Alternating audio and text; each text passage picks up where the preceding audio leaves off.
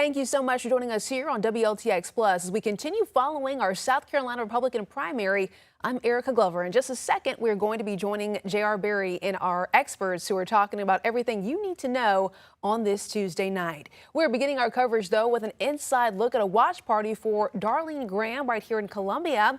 That is where we are going to start with News 19's Megan Doxish. She has been out there all evening long, and she is hearing from those who are gathered out there in the crowd. Megan, what can you share with us?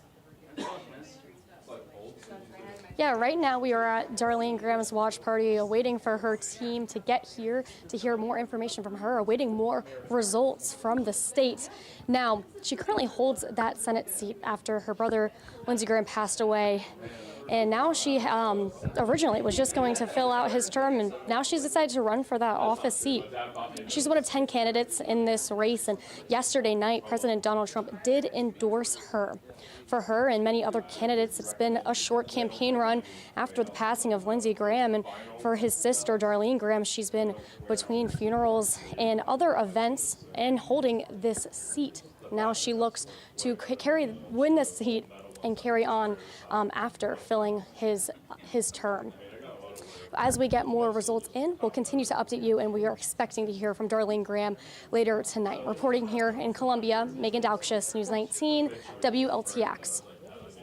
All right, Megan, thank you so much for your coverage there as you follow what's happening there when we talk about Darlene Graham. Let's take a closer look behind me here on the big board that we have set up. Our storyteller is constantly getting the latest numbers in and then bringing them to you. So right now we have Darlene Graham coming in at 30.9%.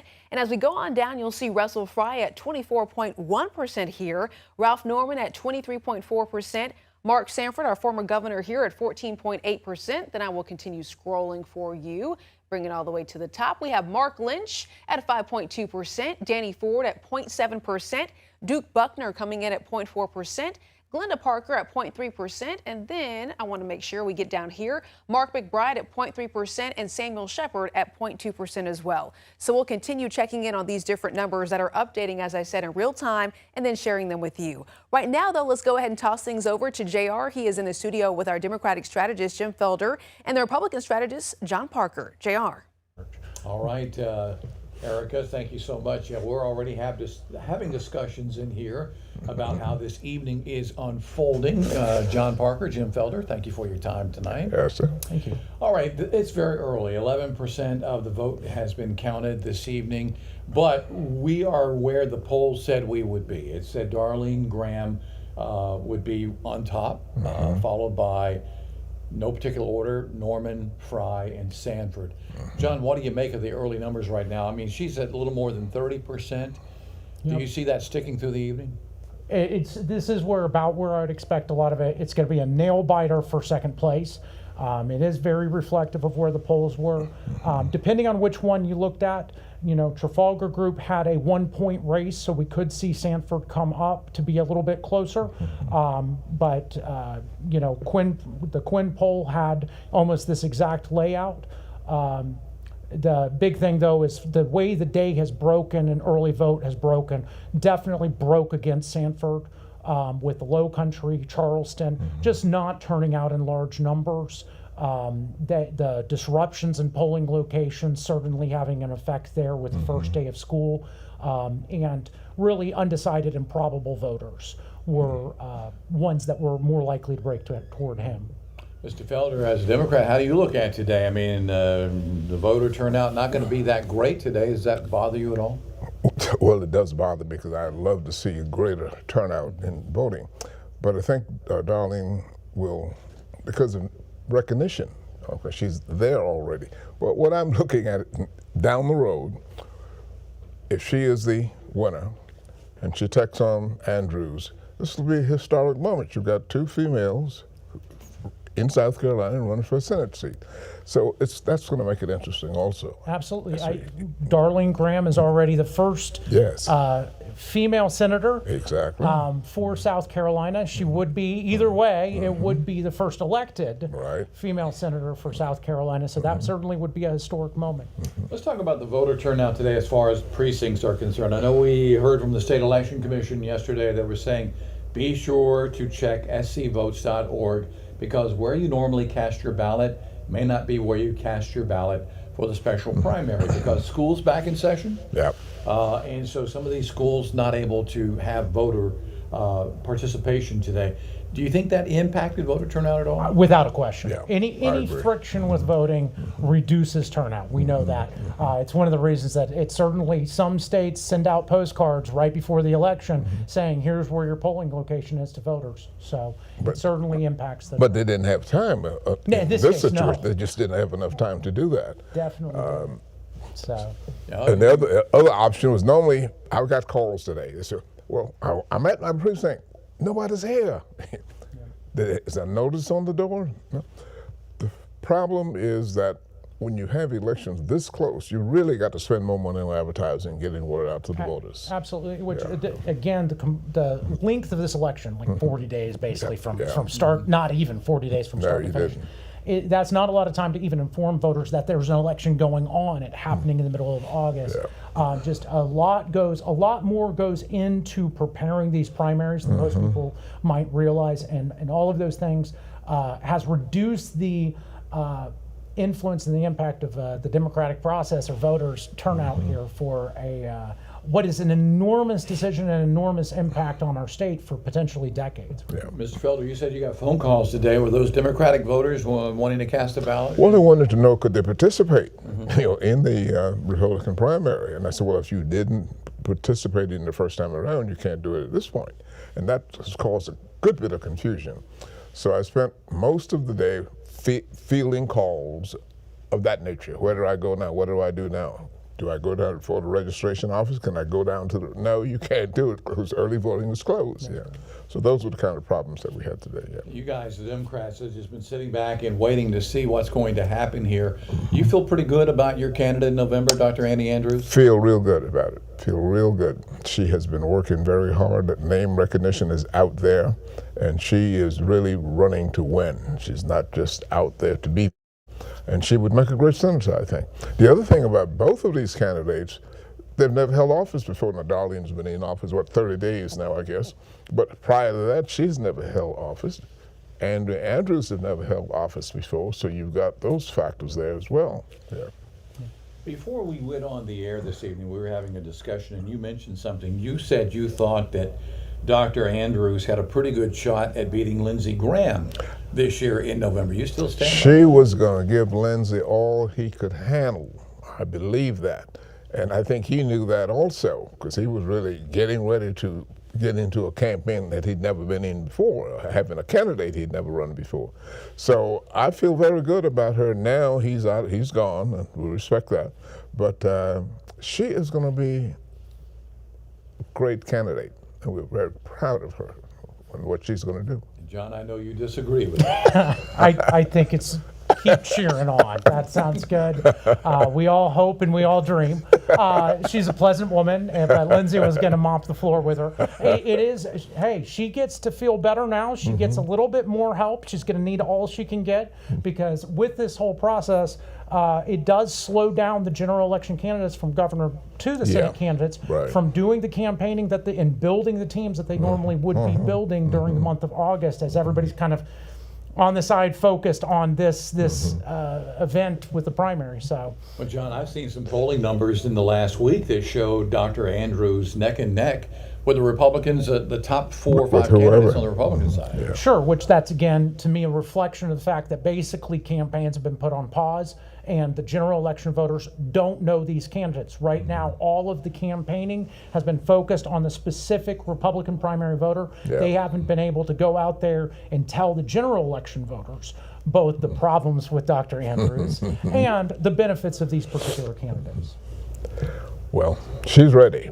Yeah, she's ready. She's well, ready, I'm glad. yes. She's going to need to put up a good fight. And she will, We're always talking about poll numbers that are out there. I found it interesting that we went a few days between the last poll that came out last night and the other poll that I saw on, I think it was Friday or Saturday.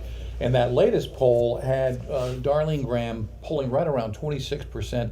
I believe Ralph Norman at 19%. Russell Fry and Mark Sanford at about 18%. roughly 6% of the voters were undecided, according to the last poll, John. And the numbers tonight, though, seem a little bigger than what the poll suggested. I think one of the things when you're looking at a special election like this, where there is this voter friction and everything, undecided voters tend to stay home. And so they tend to not be as participate as much in polls as well. And so that's more of a reflection of the people that went, kind of knew who they were going in to vote for today. And I think the results will show that. All right, speaking of results, I believe Erica is still standing by in our studio now. We're going to get an updated vote total, find out where we stand. At the top of the broadcast about 10 minutes ago, we had about 11% of the vote counted. Interested to see where we stand right now. Erica Glover again inside Studio 8 tonight with an update on all of that for us. Erica? All right, JR, thank you so much. So right now we're seeing 17.2 reporting percentage-wise. Let's talk about the numbers once again for folks who are just now joining us here for more coverage here on WLTX Plus. We have Darlene Graham at 32.0%. We have Ralph Norman behind at 22.9%. We have Russell Fry at 22.8% here on the big board. Mark Sanford at 14.8%. I'm going to also keep on scrolling here for another look at those numbers. Mark Lynch at 5.4%. Danny Ford at 0.8%. We have Duke Buckner coming in at 0.4%. And then we have Glenda Parker at 0.3%. Mark McBride at 0.2% and Samuel Shepard at 0.2% as well. So these numbers are continuing to come in, and we'll always keep you posted here on WLTX Plus. And while it's still yet to be decided who is ultimately going to be the Republican candidate for Senate, we do know who they're going to face in November, Dr. Annie Andrews, who won the Democratic primary back in June. Earlier today, though, she spoke to CNN about this race. So have a listen right now. I think they're purposely sowing doubt so that they can question the results when they lose on November 3rd.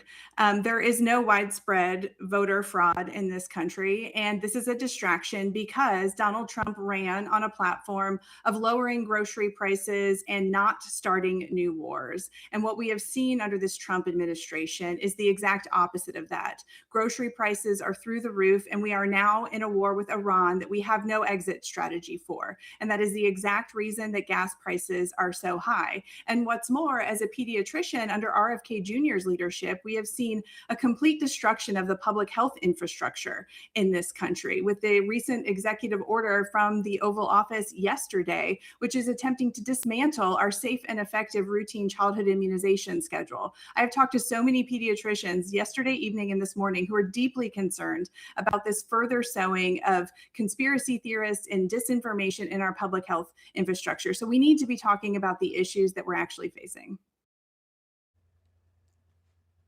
And again, that was Dr. Annie Andrews earlier today speaking with CNN. And that, of course, is going to be the person who whoever wins tonight or whoever wins the runoff is going to be running against. She is the Democratic side for that ticket. Let's go ahead, though, and tap back in with J.R. Berry. He is joining with talking, I should say, with our experts who are giving more a perspective about everything that we're seeing here tonight. Hi there, J.R. All right, Erica, 21% of the vote counted so far. You see there 32% for Graham, 23% Fry, 22% Norman. Norman and Fry just going back and forth here throughout the evening. If Darlene Graham, if Senator Graham wins the nomination or is in first place tonight, she won't win the nomination, there's going to be a runoff. But if she finishes first tonight, John, who do you think she wants to see in a runoff in 2 weeks? Oh, that's a tough call. I think she probably would have liked to have been against Mark Sanford. We'll go with that one. I don't know which one between Russell Fry and Ralph Norman. I know I heard some suggestion that she liked the idea of Norman, but ultimately I think the Graham campaign feels equipped to take on whoever the challenger is. I'd have to agree with him on that. I think she would prefer a Sanford, because then all of the other baggage that's with him and all of that too. But anyway, the other two candidates are Fry and Norman. You know, they're congresspersons. They've been there, and they've got name recognition also, so that helps them too. But it's going to be a runoff. We know it's going to be a runoff. There's going to be a runoff, and ultimately, any one of those candidates represent a very different race. So if I'm sitting in the Graham war room tonight, I'm preparing three very different strategies, very different messages to move forward through this runoff, where, on the other hand, all of, whether it's Norman, Fry, or Sanford, they all know what their line of attack is going to be going into this runoff, giving them a little bit of an edge. going into the runoff. A very short time to prepare for this campaign following the death of Senator Graham. I think they had to file papers starting July 21st. They only had a week to do that. Not a lot of time to campaign. If things had been different, if this had been, say, 2 or 3 additional months on the campaign front, do you think the numbers might be a little different tonight? Look, if this was a normal campaign, it would be a completely different result. Not only would we have different candidates, but certainly the way this would line up would be different.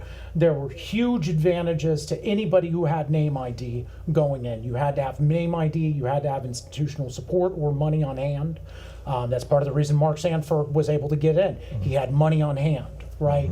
And you look at Darlene Graham, she had the name and the president's support and the institutional support from the NRSC, the Republican committees in D.C.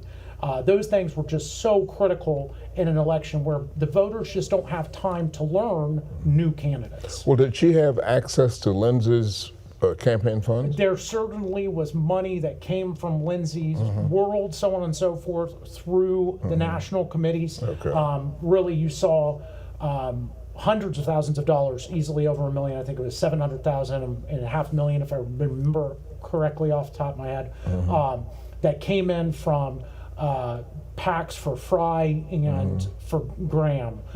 Meanwhile, Norman and Sanford didn't have any outside support that was coming in from those type PACs. Sanford, when he was, I think, with one of the first polls that came out, I think Sanford was at 5%. I think the next poll that came out, he was up to 11. Then I saw him at 16. Then last night's poll at 18, just running neck and neck with Russell Fry and Ralph Norman.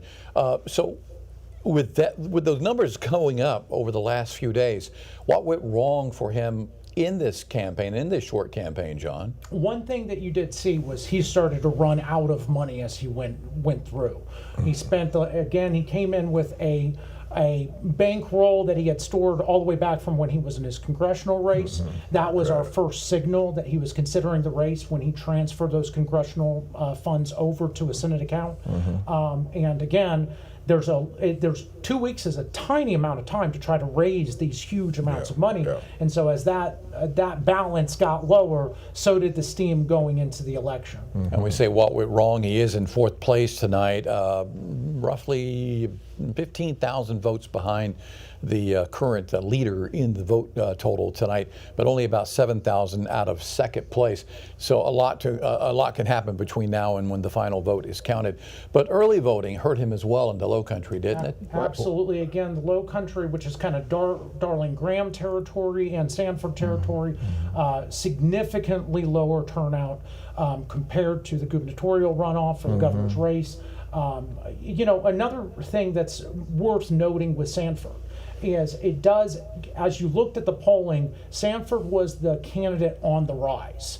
Arguably from the very start, you saw relatively little growth from Fry and Norman, but you saw Mark Sanford at 5% at the beginning, coming in and up to almost 20% in just that 2-week span.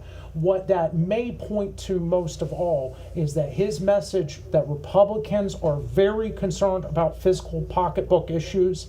They're very concerned about the national debt, and that message was clearly resonating with the South Carolina voters. Mr. Felder, I had a chance to speak with Senator Graham on Sunday on a phone call with other members of the media, and I asked her how concerned she was about the ongoing conflict with Iran and how it could play a role in the midterms come November. If she had the president's ear, what was he saying about this? High gas prices mean higher prices for goods and services.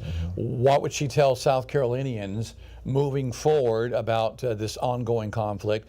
She basically told me that she stood with President Trump on the issue.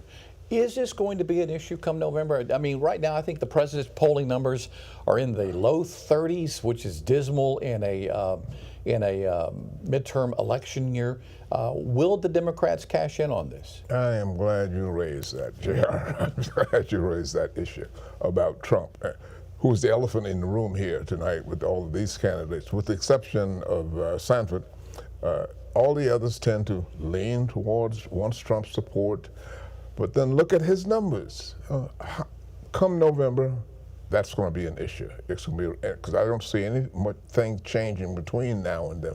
We're still going to be in Iran. He's still going to be giving different voices to what is happening there. So my concern is that all of these candidates, except Sanford maybe, are still leaning on Trump to pull them through this race.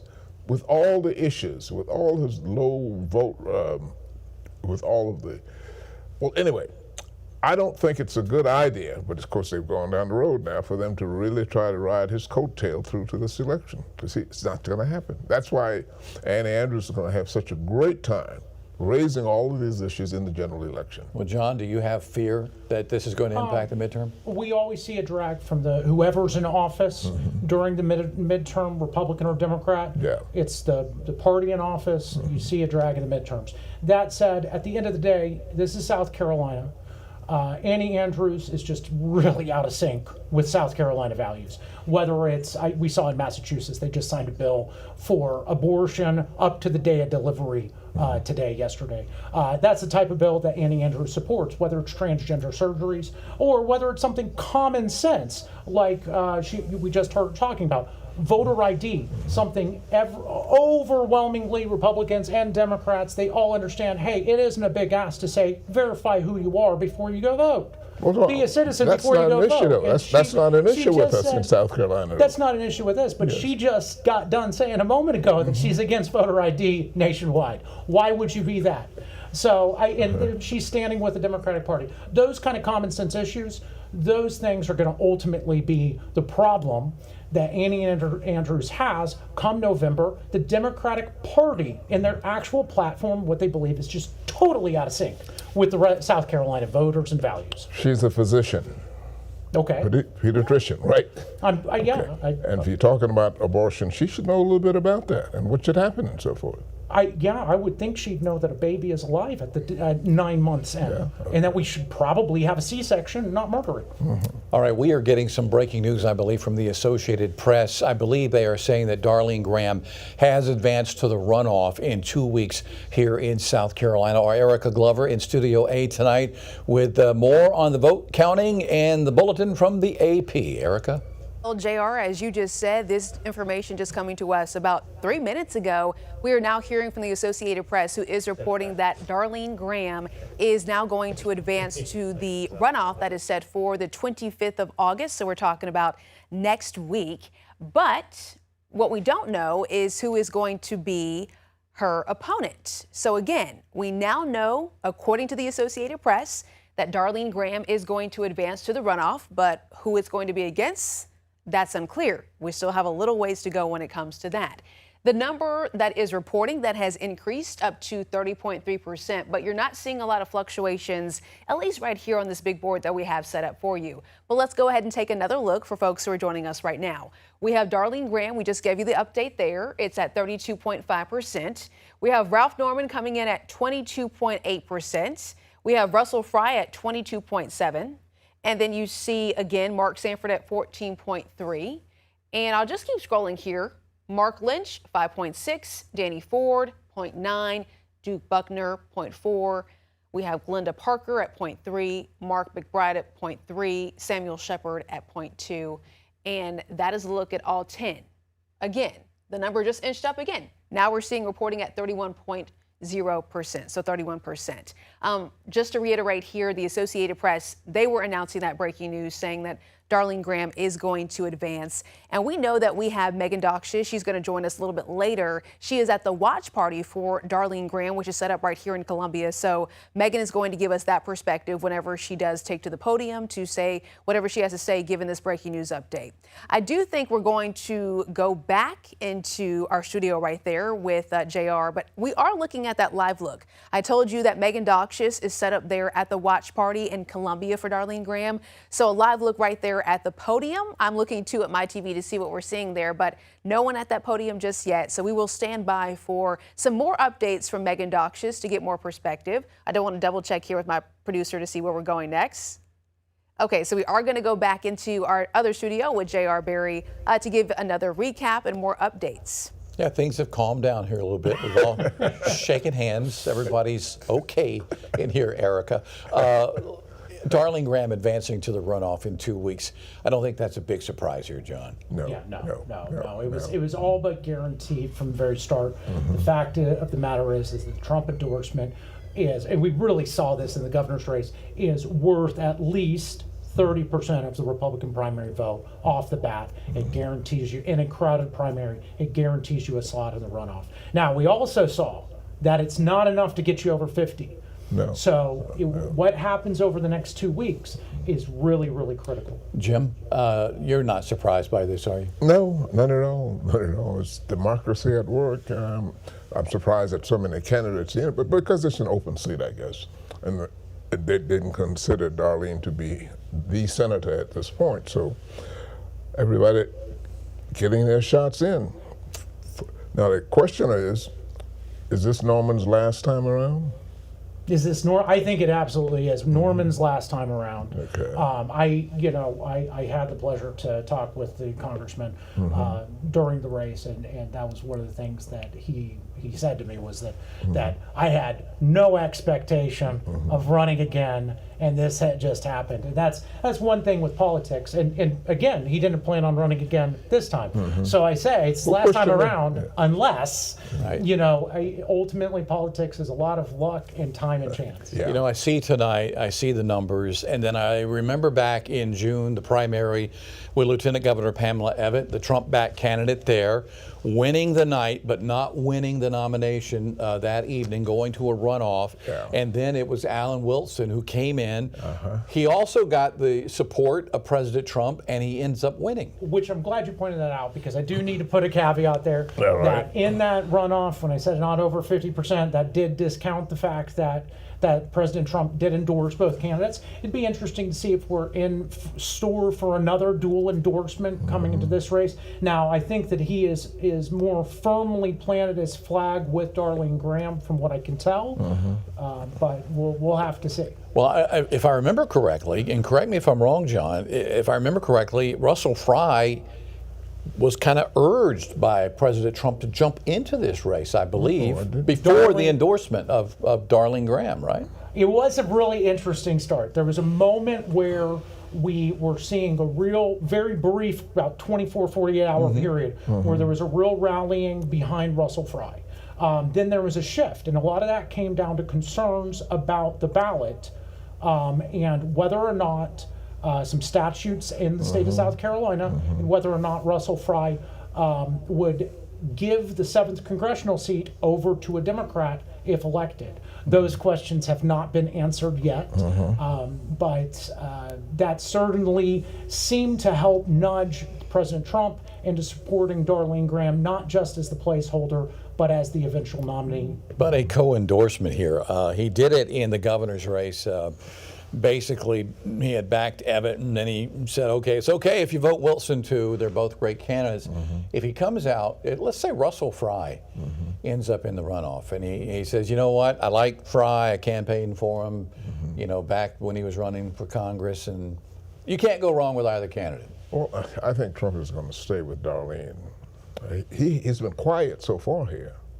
He has not made any. He did a tele rally last night, put out messages. He very squarely is with Darlene Graham as of now. But again, we've seen that he can shift, and there is no question that Russell Fry, from beginning to end, has campaigned as a MAGA warrior, pro-Trump candidate. Fry has had the Trump endorsement before, so we will see if Fry comes out on top tonight. If that ends up being a dual endorsement situation where Trump goes, you know what, both of these are great possibilities. But you have the sentimental values there of Lindsey, and I think that's why Trump would stay with Darlene throughout this, in spite of Russell being a MAGA man and all of that. Yeah. Absolutely, which I mean, it is a beautiful continuation of the legacy. Yeah. It is a beautiful I guess not branch to or memorial to Lindsey Graham, who was a great ally and friend of the president. Yeah. So to see Darlene continue on in that tradition. Also, for the state of South Carolina, Graham's staff stays in place, there is some continuity as well there in constituent service and those type things. Yeah. And we get a little edge on seniority by just a few months, but a few months matter in this case. That is a factor. Yeah, it is a Seniority piece factor. is. Would it be possible, I know we had the tele rally, as they called it last night, with the president, if it's Graham, which it looks to be Graham according to the Associated Press, but if it's Russell Fry, do you think the president, John, is like, okay, either one, no need to go to South Carolina to campaign for anybody, but if it's Norman or Fry, I guess bottom line, do you think that he would make a trip here to rally on behalf of I Senator wouldn't Graham? rule it out. I wouldn't rule it out. It's no telling how this all plays out. I think a lot of it, I am sure there are folks in the White House, if not the president himself, watching intently these election results, wondering what's going to happen. I think they very much care which candidate ends up in second place tonight. And Mr. Felder, we're only going to have, 2.5 months, if that, before the November election. So do you foresee your candidate on the Democratic side and the Republican candidate squaring off in some sort of debate between now and election day? I think that there will be.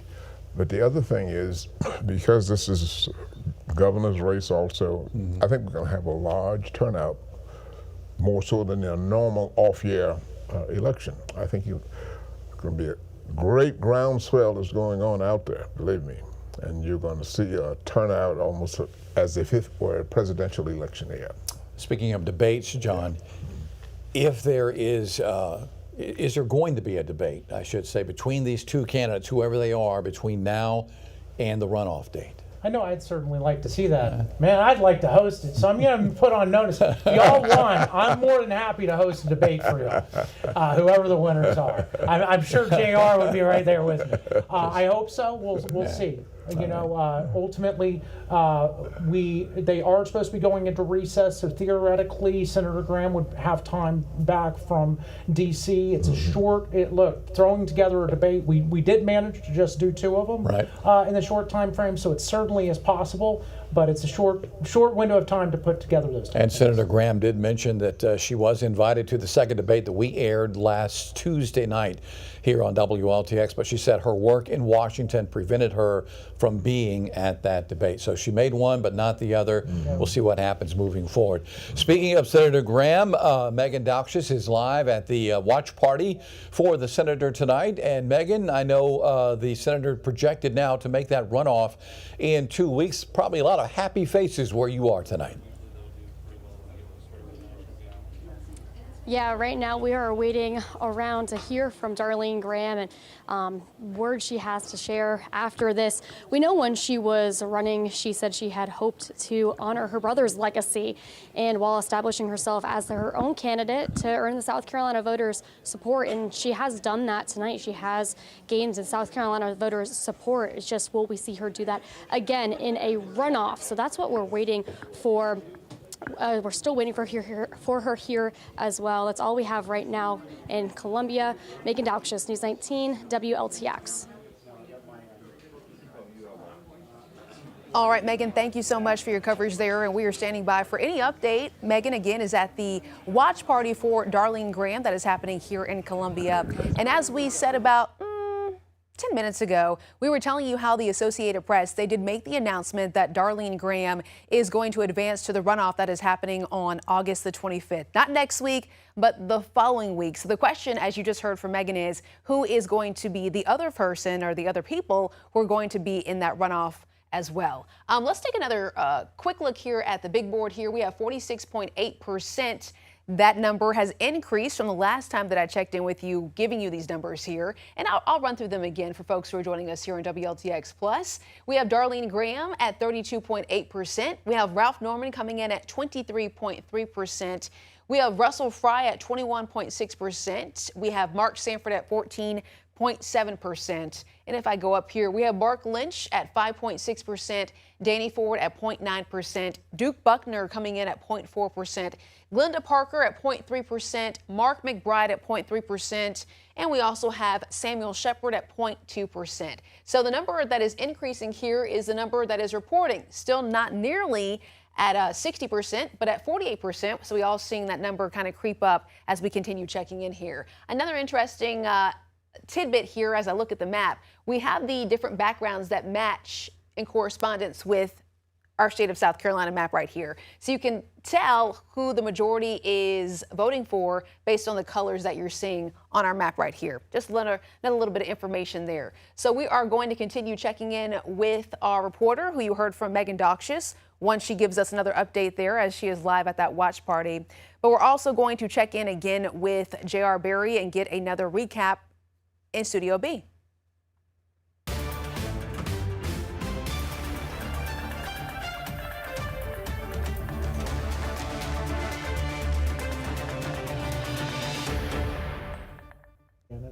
All right, we are back. That's okay. It's live TV. Just kind of relaxing, chilling a second. You heard the music. I heard. It's like, hey, let's just take it. It's all good. It's all good. So we're pushing 50% of the vote counted so far. I got to tell you, again, nobody cares what I think. I'm just the anchor man. But as I looked at the polls over the last few days, I'm a bit surprised at the numbers that I'm seeing this evening. Not from the people involved, but the big numbers that I'm seeing, because I thought we were looking at maybe 18-20% for Norman and Fry and Sanford, but we've pushed over those marks. So Sure. Well, you've got one thing that's important to note there, that you've got this chunk of undecideds that's pulled out of that, right? So that those undecided voters get pulled out of the poll, and so those get counted in on election day. You know, ultimately you did see Fry and Norman bunched up in the polls. You're seeing them bunched up in the polls. You also in the polling saw that there's a big geographic battle going on here. 2 congressmen, 2 different districts, an upstate voter and a coastal Myrtle Beach. If you look at the map, the yellow is squarely Russell Fry territory. That's where he represents. And then if you look to the left, you see the upstate where it's Ralph Norman territory, being from the York and having campaigned and being really liked in that upstate conservative kind of Bible Belt of the state. I kind of expect Sanford to do a little better, since former governor and former congressman also. Yeah. So again, what we also know is that while if you look at the early voting, Russell Fry clearly turned on his turnout machine. You saw the enthusiasm from his voters there. They got out in higher numbers. You also, Ralph Norman has a very loyal and energized base. He's also on that message of a fiscal conservative that really is fighting against things like debt. And so you see in lower turnout elections, there was a strong indication that those voters would be returning to the polls for Norman. Whereas Sanford had a broader base and more unique appeal. Those lower propensity voters, you saw this in the polling, the lower propensity voters, that there was a lower probability that they were going to show up. Those were likely to go to Sanford. You also saw Sanford coming in first place among undecided voters when pushed. Where would you go? Again, those undecided voters likely stay home in an election like this. all right, there's still a lot to discuss throughout the evening. We're going to take a quick break, but later tonight we're going to be talking about what happens next. Darlene Graham getting about 30 to 33% of the vote this evening. That means 66, 67% of voters did not want her to win the nomination. We will talk about that coming up a little bit later, but right now we're going to take a quick break. We'll be back in just a few moments.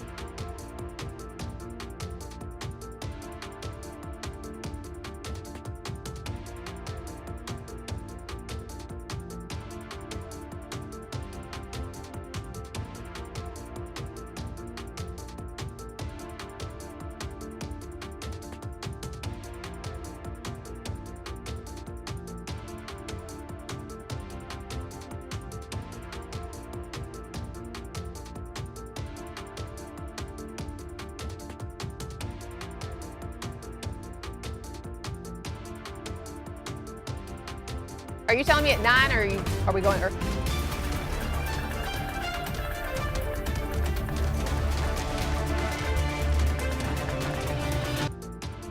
Thank you so much for joining us here for WLTX Plus, our special coverage talking about everything right behind me here, the Senate GOP special election. Right now, though, we are going to start our coverage by checking in over in Rock Hill. That is where we have Ralph Norman's watch party. We want to listen in and see what they are saying at that watch party. This is a time to come together, folks. We've got to all coalesce, come together, because we have got some socialist Democrats we have got to beat.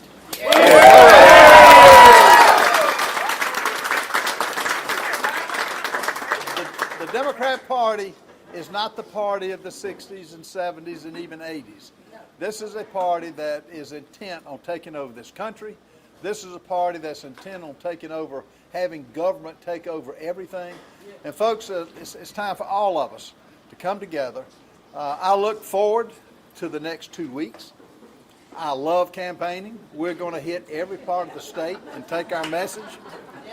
And, you know, this is all about faith, family, and freedom.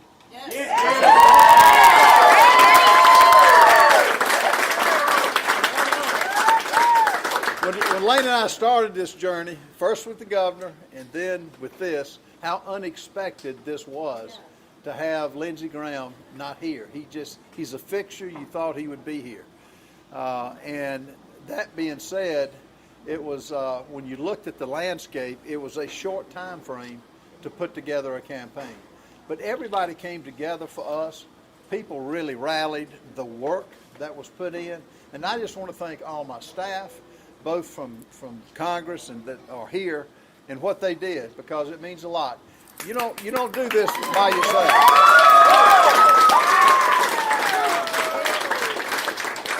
So I'm excited for South Carolina. I'm excited for freedom. I'm excited to take another 2 weeks and just tell our message and go all over the state. It's so humbling to be here, and all of you play such a big part. So thank you for all your effort, your time, your tithe, your talent. And let's win this thing in a big way.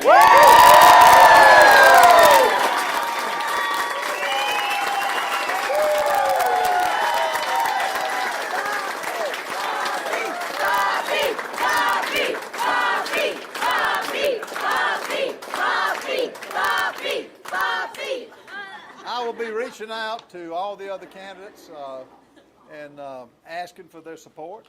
And I ask y'all for your prayers, and I ask you for another go-around that will be a fun time in the political arena here in South Carolina. So I will be glad to take any questions of the media if they have any. What will your strategy be to beat Darlene Graham? You know, I hope we'll have a good many debates. I know we're scheduled a debate for Monday.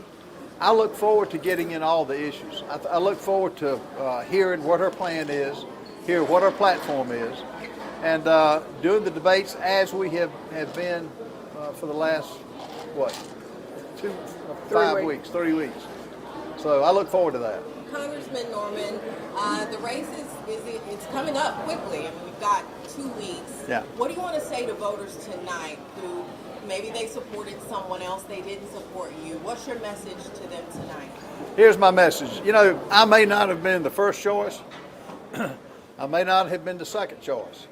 I want to be the third and the fourth choice of everybody. I want everybody to unite and come with us because we've got the right message.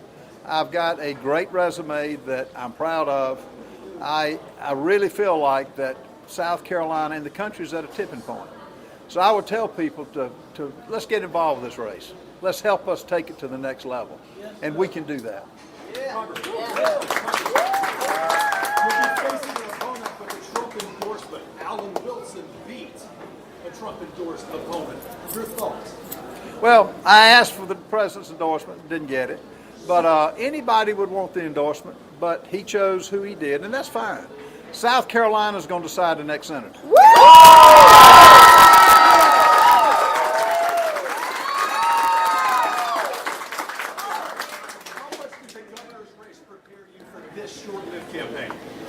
governor's race prepared me, one, to get to meet the people in South Carolina. I was known in the 5th District, but I wasn't known in Charleston, in Hilton Head, Beaufort, parts of Greenville. What I enjoyed was going around the state. We met great people, and we met people who bought into our campaign. So that helped me a lot because this was such a short runway. But people, my name recognition was 80-some%. And as I went around, I got more encouraged because the crowds got bigger, the electricity was there, and it was just a great experience. It really was. Congressman, how do you plan to draw a contrast with your now opponent, Senator Darlene Graham, and show voters how the two of you are different and why you're the better choice? Well, I don't know where she stands on a lot of issues. I think that's where we'll find out. You know, where she stand on pro-life, where she stand on the death penalty, where will she stand on spending. So we'll get into the debate, which I welcome the debate. My record is an open book. You know what I've done. And I will continue that because I think that we're at a critical point because what really attracted me to this race, the Senate is malfunctioning and is where good bills go to die. And I will play a role in passing particularly the SAVE Act, which is verification that you are an American citizen before you vote. I will be laser focused on that. And I will be laser focused on calling the Senate out. They're on a 5-week vacation. That shouldn't happen. And so that's just one of the many things. The overall conservative platform of peace through strength, the American First agenda, I'm all into. President Trump has laid out a great framework that I will be a part of and will promote. And my record backs that up. I'd love to have another reconciliation package. I'd love to have another big, beautiful bill where we reform the tax code, where we work to cut regulations, where we empower the taxpayer.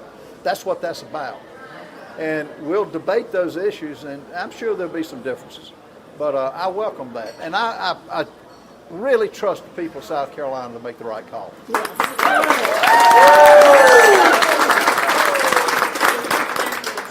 To face off at a debate. Is that in discussion yet? Absolutely. I've committed to a debate Monday. The sooner the better. And let's have them. It's fair for the people. You know, we're getting ready to elect a person that's going to serve 6 years. 6 years. And the people in South Carolina need to know everything about where I stand and where she stands. And we will lay out those differences, which is a good thing. So have you talked to any other candidates tonight? Are you? I just walked down. I'm getting ready to call every one of them. Mark Sanford, Mark Lincoln, Russell Fry. That'll be the first call I make. And I will be calling President Trump, not tonight, but I will call him tomorrow.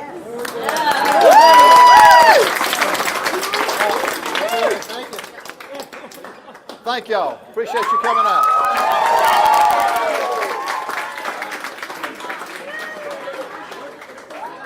Thank you so much for joining us here on WLTX Plus. Those questions and that applause that you're hearing right there, that is happening at the Ralph Norman Watch Party over in Rock Hill. Not long ago, the Associated Press, they officially announced that Ralph Norman is going to be in the runoff happening on August the 25th, 2 weeks from today, against Darlene Graham.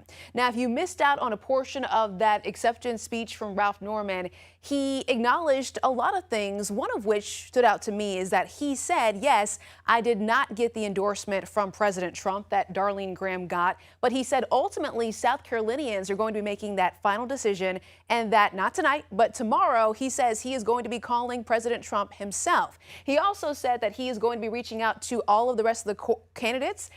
Russell Fry, he said, he named that one, saying that he is going to be asking for their endorsement and their support.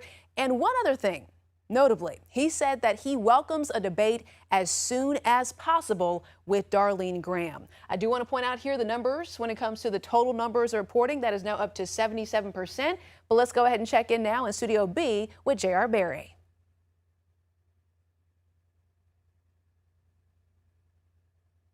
All right, Erica, thank you so very much. All right, we were listening intently to Ralph Norman's comments as well. John, what do you make of what he had to say? Well, he came out the happy warrior tonight, ready to take on both the Socialist Democrats and Darlene Graham. Certainly itching for that debate moment. That puts a lot of pressure on Senator Graham to perform.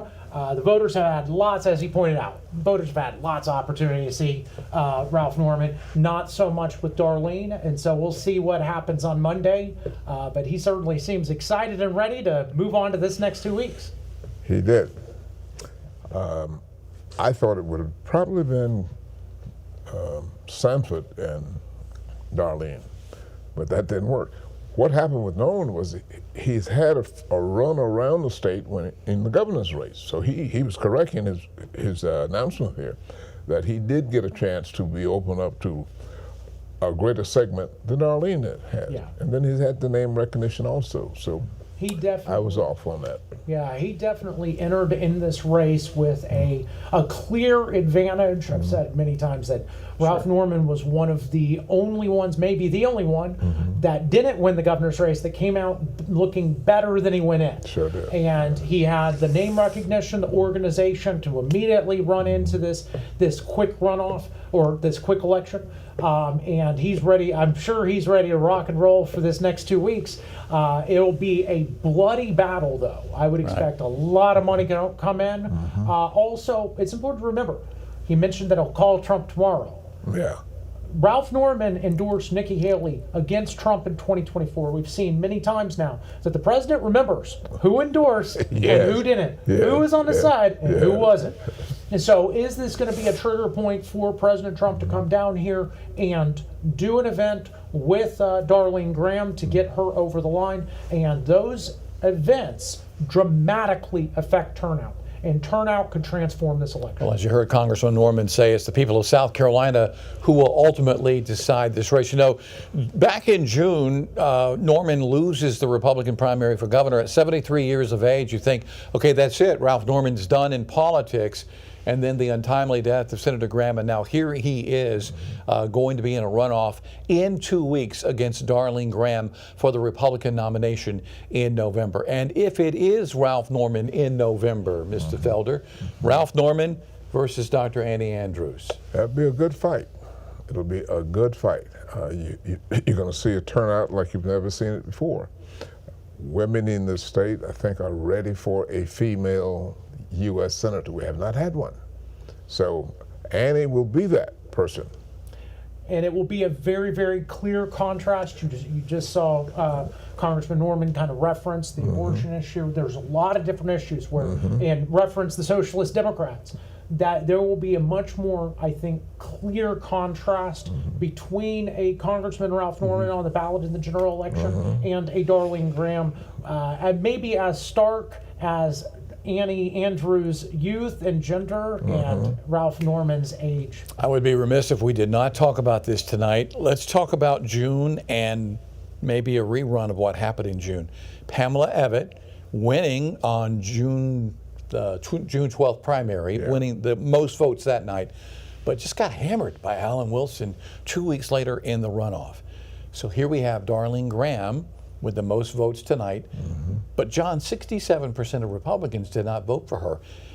Are we going to see a rerun of something that happened back in June come August 25th? It's hard for me. The voters, the Republican primary voters participating in this election, know Ralph Norman. He has suffered an onslaught of attacks from his opponents in the governor's race, and then again here in this short primary. It's very hard for me to see, if you didn't vote for Darlene Graham before, why are you going to vote for her this time? And but the question is, how many of those voters, those are never Ralph Norman voters, and shift over to Darlene Graham? So it's going to be a very interesting runoff. There's no question about that. And I think, judging by tonight, Ralph Norman is ready to ready to take on the challenge. You say that because he says he's committed to a debate on Monday, which is news to me.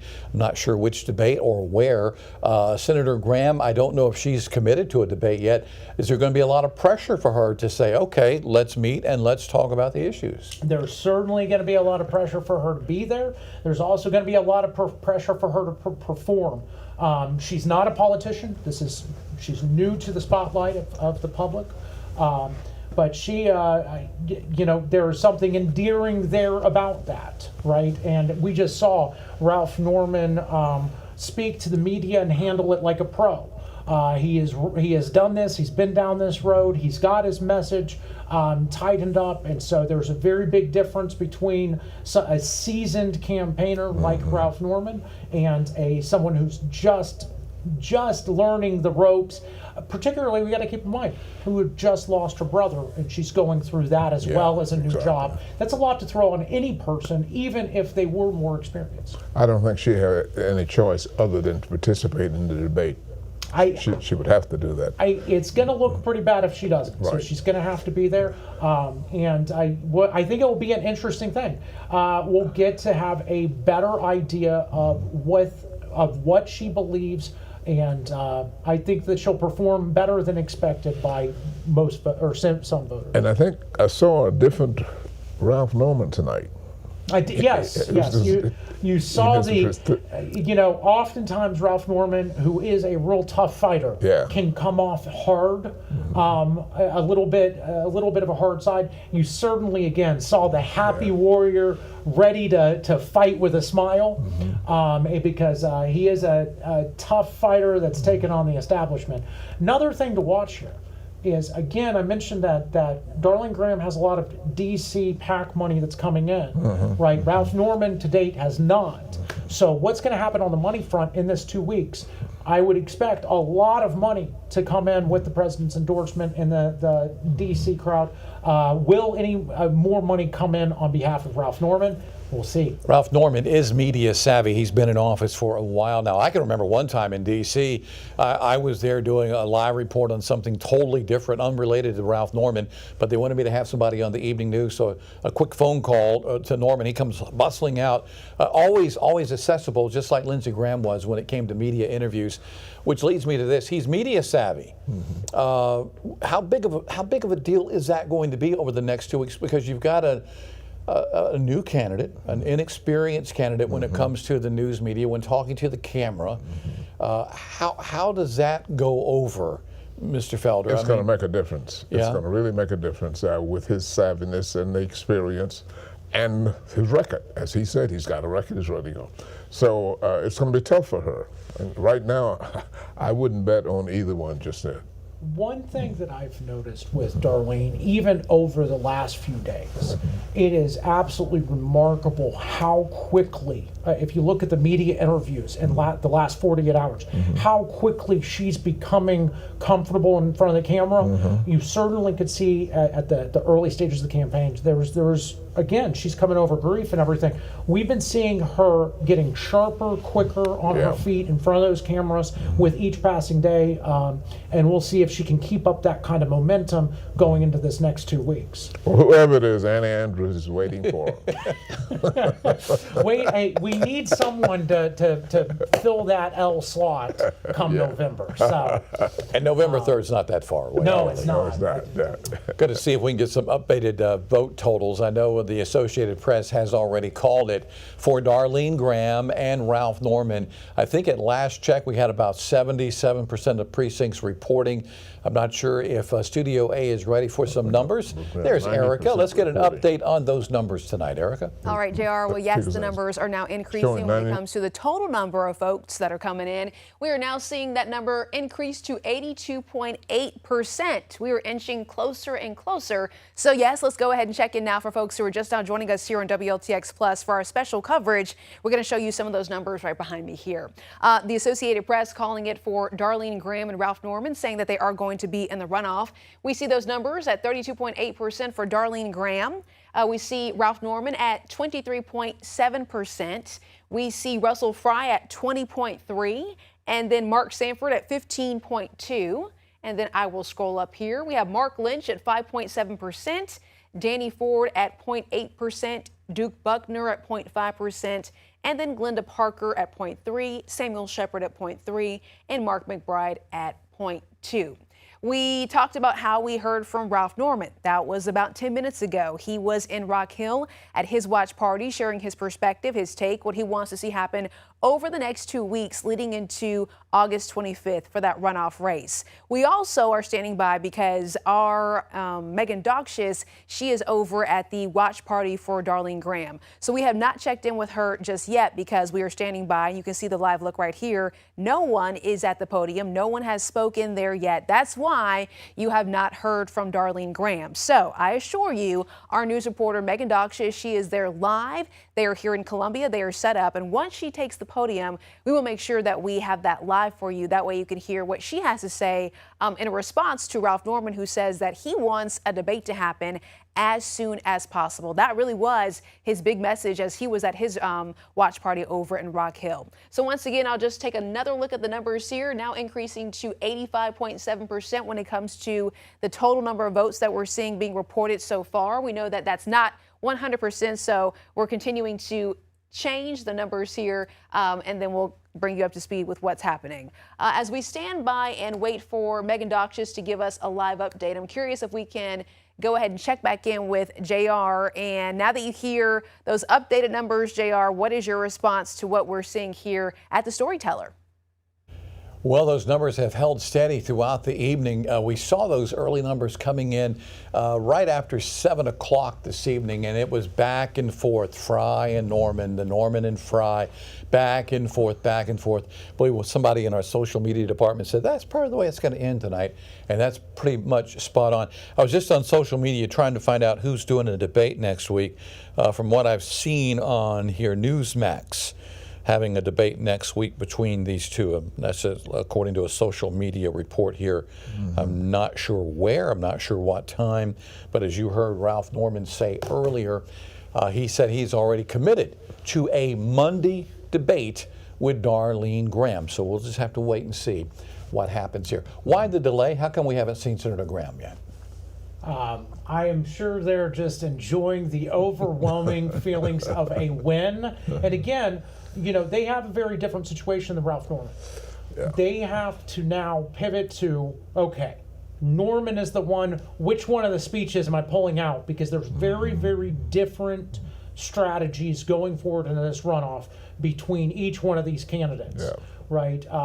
Norman, well, again, Norman is not the MAGA warrior that Russell Fry is, right? And so Norman's calling Trump tomorrow, not tonight. And I think that that's a really relevant point. And so Darlene's probably preparing. But you mentioned Russell Fry here, and you know the president kind of pushed him a little bit to run here. How does Fry get a phone? He might get a phone call from the president, say, "Hey, you need to go on camera. You need to back Darlene. You need to do this for me. You need to do it." Does he do it?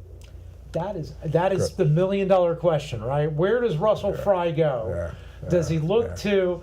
I'm going to have some fun kind of spitballing this. Russell Fry endorses Ralph Norman.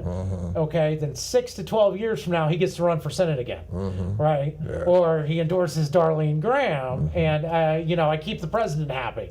So that's a tough call between the two on the political angle. There's also which one does he align closest with? I have seen candidates more than once have the conversation with the other campaigns and genuinely go, I like this one best. I believe they care about my issues, and that's the one I'm going to choose. So we'll see which version it is and find out if Russell endorses or stays out of it.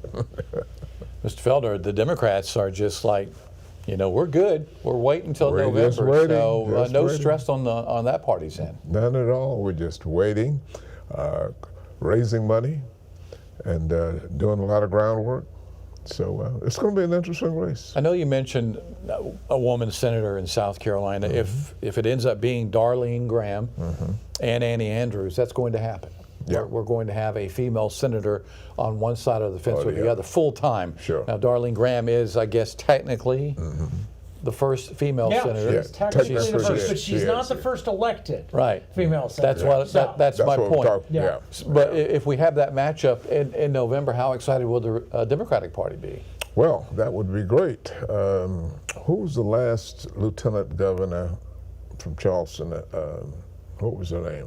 I can't think of her name now. Pam Evan.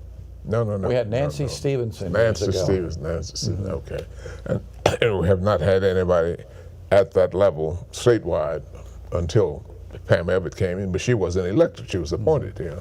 So it's going to be interesting, and we're looking forward to it. Yeah. All right. It'll certainly be a battle. Yes. I think that again, there's a very different contrast when you look at the identity politics of it all.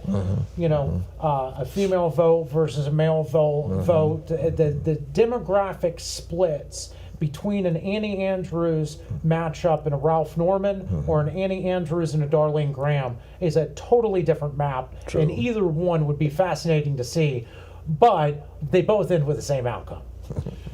You know what it is. Okay, good. I don't need to say it. So now comes another runoff, another day of voting. Seems like we've had a lot of voting since June in South Carolina. Is there such a thing as voting fatigue? Yes. People just get tired of going to the polls? That's part of it. And at this time of year, people trying to get children back in school and all of that.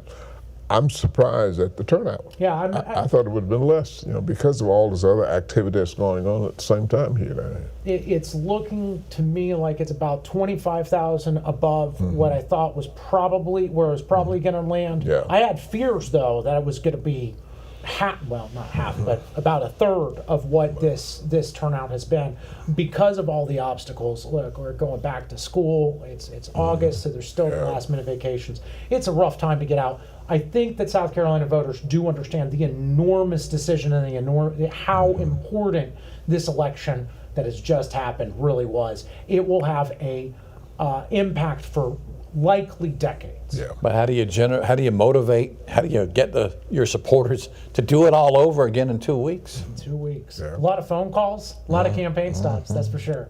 So a lot of commercials. We're not going to complain about a lot of commercials. I was about to say that. So hopefully the media loves this, I wouldn't say the media loves it, but you're going to spend the campaign dollars on ads. That's what I'm talking we're not about. going to complain. That's what I'm talking about, the station, the bottom line. Yeah. Money-wise, yes. Which ultimately, when it comes to this next election in 2 weeks, what will decide it is turnout. Yeah. Darlene absolutely has enough votes in the state of South Carolina to win. Ralph Norman absolutely has enough votes in the state of South Carolina to win. It is 100% about who shows up from their side. Yeah. Right. At the end of the day, though, John, it doesn't matter which candidate you believe wins, they're going to win in November. There's no question. I mean, look, again, you've got Annie Andrews is so out of touch, she can't even get behind something as simple as voter ID, which basically everybody in the state of South Carolina, everybody who's voted, because they all use their ID, understand is just common sense. But that's not an issue anymore, John. That's the voter ID. It is an issue. It's the Save America Act. It is what they're talking about ending the filibuster. Why do we need to save America when we've got a voter ID already? Established in South because that's what the U.S. Senate is dealing with, because it affects what the majority is in the Congress, because it's a question of whether or not we're going to let illegal aliens vote and participate in our elections. As an example, it's a question of whether or not you're going to have voter fraud in the election, which I am not one that actually thinks that the Democrats are stealing all of our elections. But you know what? Most recently, the fact that they don't want us to use an ID makes me really question if I've been wrong this entire time, because why not? But John, we still don't have that issue in South Carolina about a voter ID card. Yeah, but the thing is this is about the national government, and it's about common sense. If you're so partisan that you can't get behind a common sense vote like this, common sense, then we know that you're going to go with every socialist, Democrat, leftist idea that there is. But now you're taking away from the states the right to run their own elections. If you're going to nationalize voting, that's what you're talking about. We're not talking about nationalizing voting. Well, if you're talking about voter ID card for everybody. We have national rules, like military ballots have to go out in 45 days. That's part of the reason that we had this. There's it's federal elections. There's lots of rules about federal elections because it's that the federal government has passed to simply say, we want to make sure you're a U.S. citizen. right? That's all we want to do, is make sure that you actually have the right to vote in our election, is a pretty basic thing. And frankly, you know, one of the things, and I think the Democrats are really lying about this, by passing voter ID, because you can look at it and see, the fact is it has helped the people that are the most impoverished in every state it's been passed, because every state that has passed it has then gone and made sure that it is as easy as possible to get an ID, which we all should understand. And we do that in South In our Carolina. society, we need an ID. But we do that in South Carolina. We do. The ID. We do, So- and we should do it across the country. I'm concerned about Arizona, California, and Texas. It changes our majority. It changes who gets election. Okay, Yes, okay, it absolutely is relevant. Uh-huh. I have to live under the laws that the Congress passes. Sure. Right? Sure. And so it matters to me who gets elected in Texas, and it matters to who gets elected in What California. happened to states' rights? The states have rights to manage their elections. All right. I don't think that I should have to live under illegal aliens voting in my elections. How many have we discovered voting illegal aliens in There's South clearly- Carolina? Again, we don't have that problem here because thankfully we're under Republican leadership. All right, we are getting some of our first endorsements in the race. You notice how I just move forward. Yeah, let's just go on. We're getting some of our first endorsements, not from the candidates tonight, but 1st District Congresswoman Nancy Mace has just said she's endorsing Ralph Norman in the primary runoff in 2 weeks. And Lisa Murkowski has endorsed Darlene Graham, but she had already done that actually before she advanced to the runoff tonight. So I don't know that that's a helpful endorsement there, the Lisa Murkowski. Just saying, my grandfather lives in Anchorage, so I love Alaska. Right. All right, so those are some of the first endorsements that are coming in. We still don't know who Russell Fry is going to endorse, if anybody. Former Governor Sanford, if he's going to endorse anybody. Mark Lynch, who faced off against Lindsey Graham in the June primary, who had, I think about, if I remember correctly, 30-something% of the vote in June. I think that was just the anti-Graham vote back in June, but he only managed to get about 5% of the vote tonight. How important are these endorsements moving forward over the next 2 weeks? I think there's always something, there's a lot of psychology to elections. And their momentum, the big mo, always matters in an election. And in 2 weeks, one of the quickest things that we've seen time and time again in runoff elections is that even if a candidate doesn't have a lot of votes, the fact that they know the other candidates and say, I like this one, it means something to voters. And so when those candidates line up behind the second place finisher, in a case like this, I think it really oftentimes does give the momentum to push you into that top slot in a runoff. I was disappointed in Nancy Mace. I thought she would certainly be on the track of supporting a female candidate. I think that I don't know what I can't speak for Nancy Mace. She regularly she does what she believes is right and says what she thinks is true. Okay. All right, with that said, I'm going to see if we have some updated totals. 9:31 here is our time. Last time we checked, I think we had about 81% of the precincts counted. Erica Glover is in Studio A tonight keeping track of who is tallying what right now. Erica, do you have some updated numbers for us? That is correct. So that number has now increased to 88%, JR, but we are really taking a closer look at county by county. For instance, let's talk about Ralph Norman, who spoke not long ago. He was speaking over in York County, that's in Rock Hills, so I will tap on to see what percentage he got there. You can see right here at 51.6%, that was the number so far that Ralph Norman received over in York. So he was speaking in Rock Hill. That, of course, is where York is. So there you go. If we go over here, though, to Oconee, reporting at 100%, Darlene Graham coming in at 34.7%. If we go to, let's say, if I keep on tapping here, Fairfield County reporting at 100%. Darlene Graham taking that one at 36.5%. I'll continue tapping on over. Newberry, not so much. So, well, let's see, 33.7% for Ralph Norman there. And I'll go over to Lexington reporting at 79.2%. Darlene Graham with that one at 38.8%. Russell Fry at 18.3%, and then Mark Sanford at 17.9%, and Ralph Norman at 17.7%. So it's just giving us a different perspective here. Richland reporting at 100%, and they went for 37.4% for Darlene Graham. Mark Sanford then behind at 20.6%, behind Russell Fry 18.3%, then Ralph Norman at 17.6%. And I'll go over here to, let's say, Clarendon County, reporting at 57.7%. And here you go, Darlene Graham at 39.6%, then Russell Fry at 22.9%, Mark Sanford at 16.8%, Ralph Norman at 13.9%. And let's see here, I'm just continuing to click over on different areas for us to see if I can, here we go, hold on.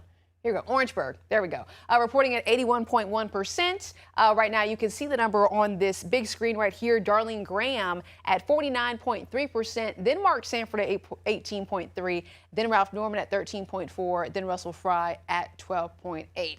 And as JR was saying, and our pundits were in there talking about as well, Ralph Norman was saying that he was going to make a call as soon as possible to Russell Fry because he's working to get endorsements and get the support from other candidates. So let's go ahead and click over one more time. Let's see here. Saluda reporting at 100%. Darlene Graham coming in at 39.1%.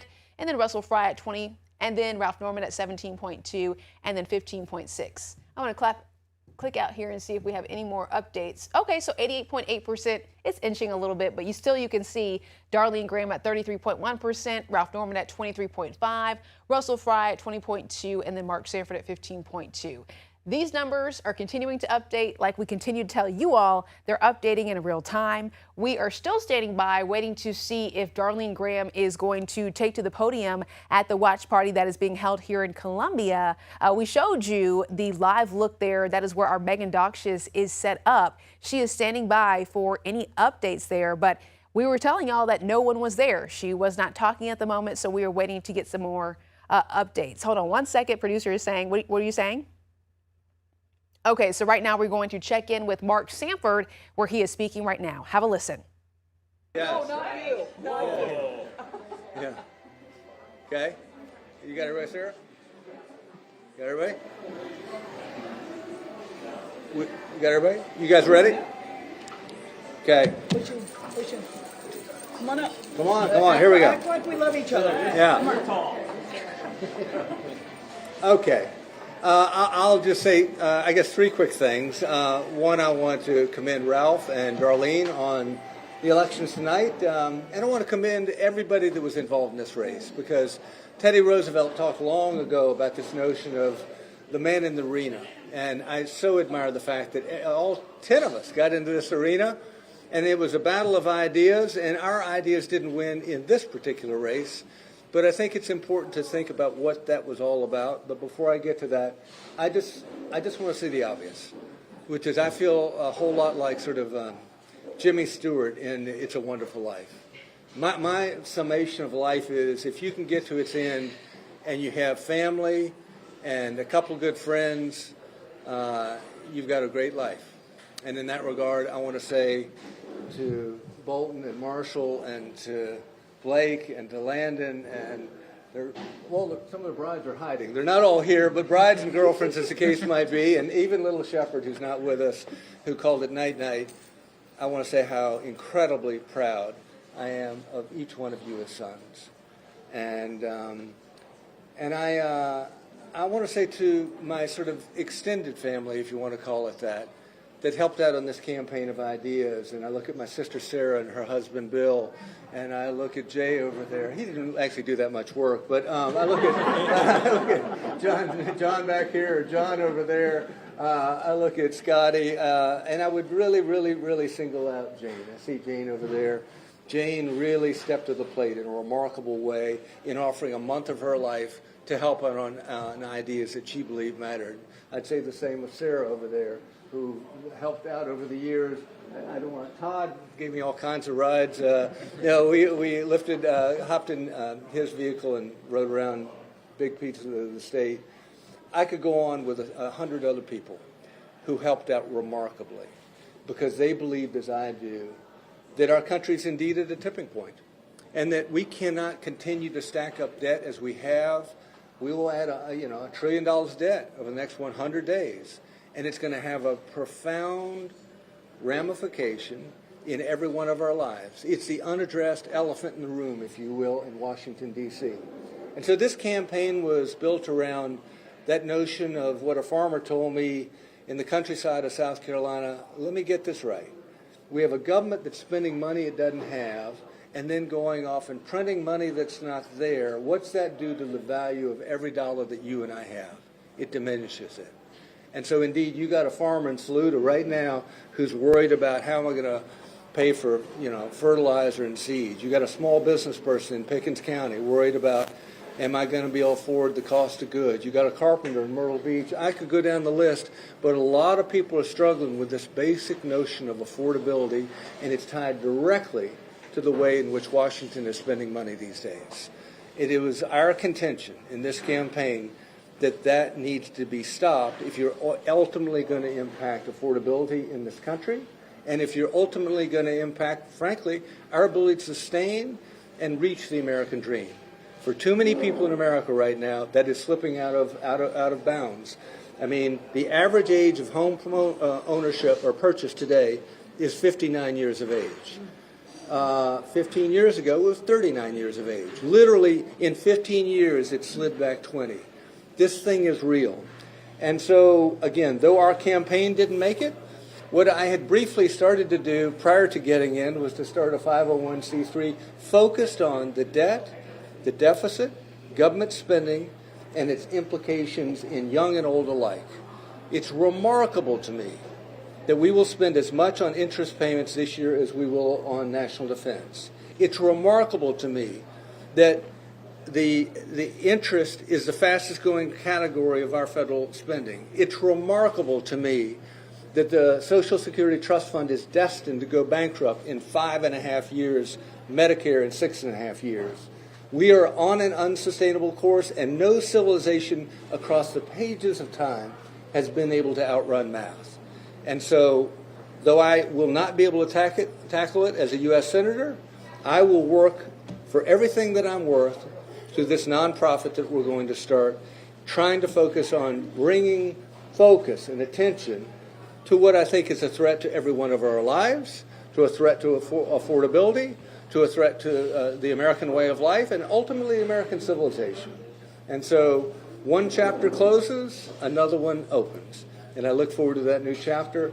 And again, I'm most of all thankful for the people gathered here today, but frankly, literally thousands across South Carolina who helped us in this sort of uphill battle in an incredibly short race of 2+ weeks. I see you, Terry, right there. You, like so many others, have helped out, and I do appreciate all your efforts. And I'd call it quits with that. Thank you all very much. Appreciate it.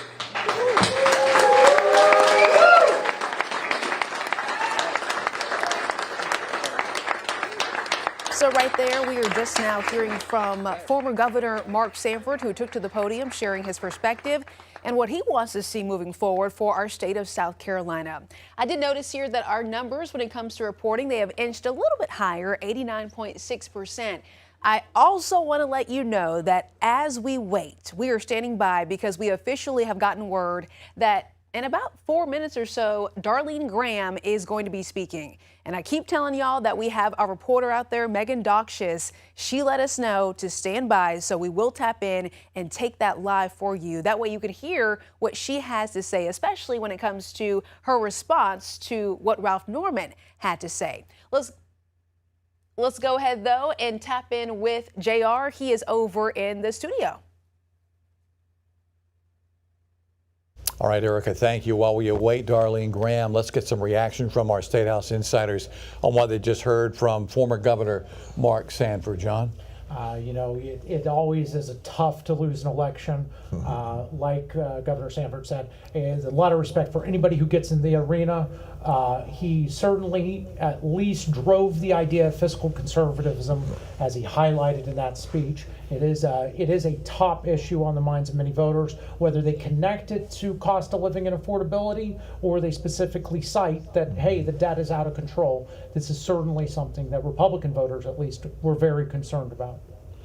Well, he certainly touched on affordability, which is the real issue today at every level, housing, whether it's at the grocery store. So his conservatism comes out. Yeah. And I appreciate that. And nobody wants to listen to or hear the truth of we've got major problems on the horizon. Yeah. All right, we see Darlene Graham now at the podium. Let's listen in live. So I know he's looking down right now, smiling though, so that gives me peace, but it's difficult. Secondly, I want to say thank you. Thank you to God for carrying my family and me through some of the most challenging times we've ever had the past few weeks. It's been extremely difficult. Thank you to my husband, Larry, my two daughters, Emily and Nicole, and Kyle, my son-in-law, and my beautiful grandson, Copeland, had to leave because it was getting a little late for him, but they were here earlier. Thank you to my staff, my official Senate staff, and my campaign team for standing by me and supporting me. I could not have gotten through the past few weeks without you. I want to thank President Trump, his steadfast support, and his complete and total endorsement means so much to me. He knows that I will stand with him and fight for his agenda just like Lindsey did. I also want to thank my opponents, especially Russell Fry and Mark Sanford. They ran a good race. Most importantly, I want to thank the Republican voters of South Carolina for having confidence in me. I look forward to the next 2 weeks, meeting with you, listening to your concerns, and telling you more about me and my conservative values. I decided to answer the call to serve because South Carolina and President Trump need a leader who's tough, principled, and will fight to advance our conservative values in Washington. Lindsey and I grew up in one room in the back of a bar and liquor store where our parents worked long, hard hours to earn a living. That's where we learned a strong work ethic and the value of a dollar. From a young age, our parents taught us that you're not given anything in life, and no one owes you anything. If you want something, you work for it. That's how I've tried to live my life. I've spent my career serving the people of South Carolina. For the past 7 years, I led an agency dedicated to helping South Carolinians who are blind or visually impaired find employment, become more independent, and have the opportunity to provide for themselves and their families. I took a struggling agency and turned it into a national model. I never expected that career of service would lead me to the United States Senate. I certainly never expected it would happen under these circumstances. I've only been on the job in Washington for 3 weeks, and I've already passed a major piece of bipartisan legislation through the Senate that meant so much to Lindsey, the Russia sanctions bill, which I believe will end the bloodshed in Ukraine and keep Americans safer. I was also the deciding vote to confirm President Trump's Attorney General nominee, Todd Blanche. Some politicians never get a major piece of their legislation passed, so I've already accomplished more in a few weeks than many do in decades. So I'm very proud of that.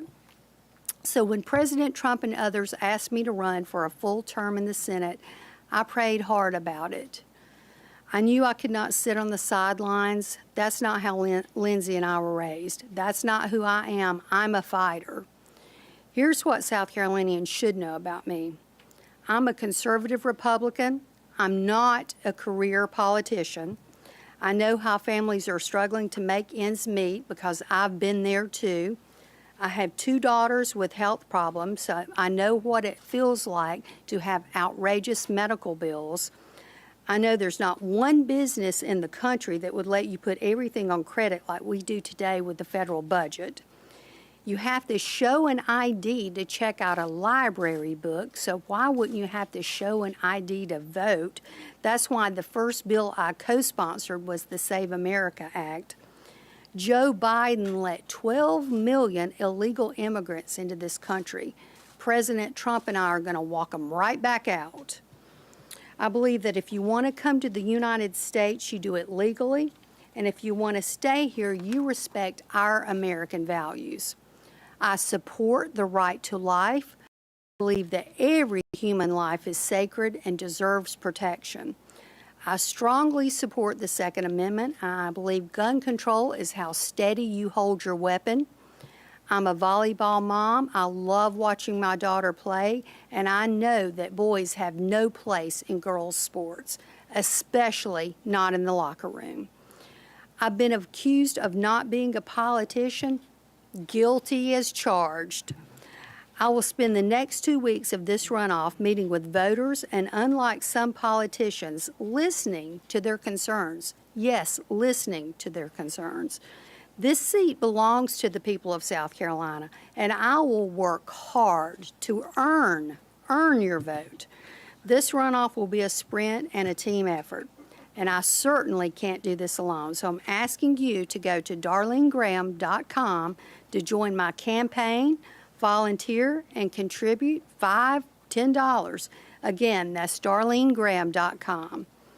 If you didn't vote for me today, I will work to earn your vote in the runoff.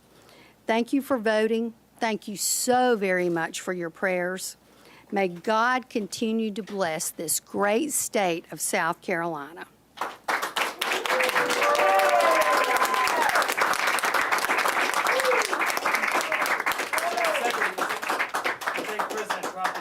I'm curious, did he offer to come down here to campaign? And also, how do you plan to make the distinction between you and Ralph Norman between now and 2 weeks from now? Well, I'm hopeful that President Trump will come down, but we'll see. And there's a big distinction between myself and Ralph Norman. I'm a conservative. I have conservative values. I'm willing to work hard for the people. I'm willing to earn their votes. And, yeah, we'll see other differences as the weeks go on. Yeah. Senator, just earlier tonight, Congressman Ralph Norman said he has agreed to a debate on Monday. Are you participating in that debate? Have you agreed to that? Well, that's the first I've heard of it, so we'll see. Would you be willing to debate him? I'll be willing to debate him, yes.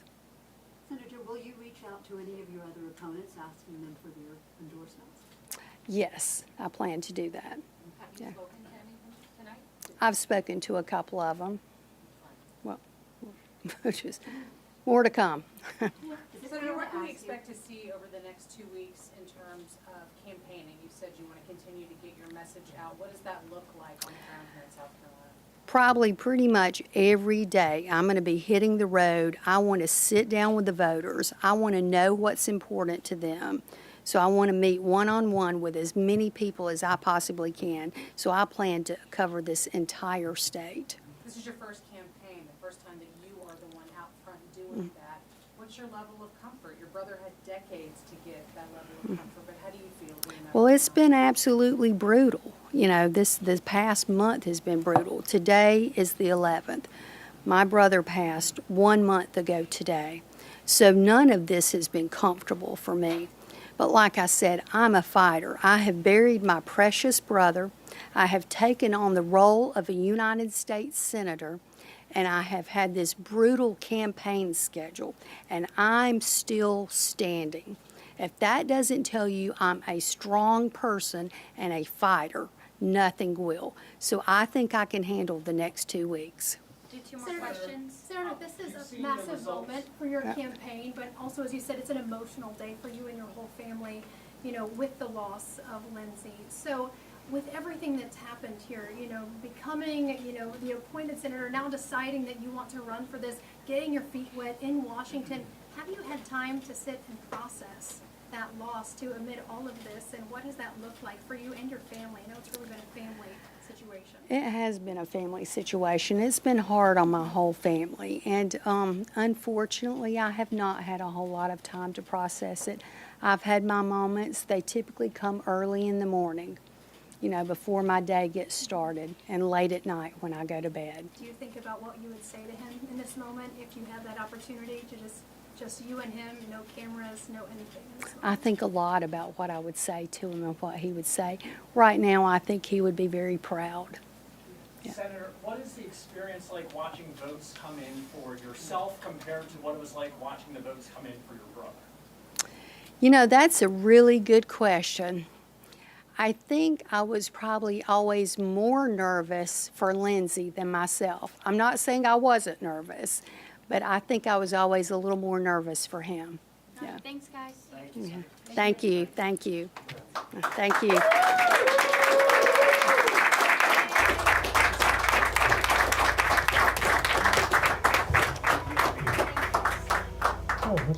All right, so there you have it. Senator Darlene Moore addressing the media and supporters tonight, saying that this is the first she has heard about a debate on Monday, but she says she is looking forward to debating Ralph Norman over the next couple of weeks before their runoff on August 25th. Let me get reaction from our State House insiders on what we heard from Senator Graham tonight. John? Well, again, you definitely see a